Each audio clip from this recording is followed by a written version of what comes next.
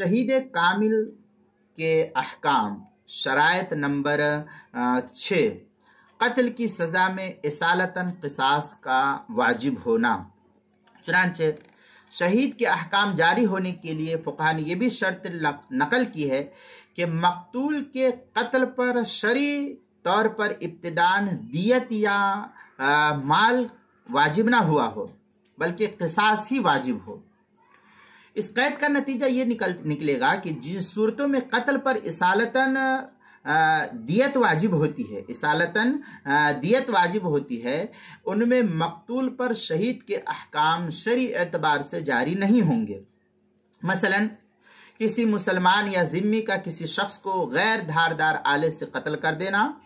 یا دھاردار آلے سے خطأً قتل کر دینا، غلطی سے قتل کر دینا۔ اسی طرح اگر ابتداً قصاص واجب ہوا تھا لیکن پھر کسی عارض کی وجہ سے مال واجب ہو گیا، مثلا وارثین نے مال پر صلح کر لی، یا خود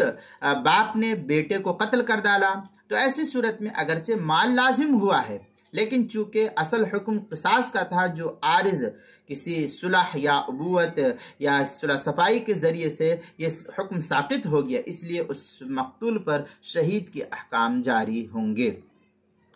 فتاوی شامی میں ہے وَلَمْ يَجِبْ بِنَفْسِ الْقَتْلِ مَالٌ بَلْ قِصَاصٌ حَتَّى لَوْ وَجَبَ الْمَالِ بِعَارِضِ كَالصُّلْحِ أَوْ قَتْلِ لَهُ ابْنُهُ لَا تَسْقُطُ الشَّهَادَةُ۔ یہ در مختار کی عبارت ہے آگے شامیہ میں فَالْحَاصِلُ أَنَّهُ إِذَا وَجَبَ بِقَتْلِهِ الْقِصَاص۔ اس طریقے کی عبارت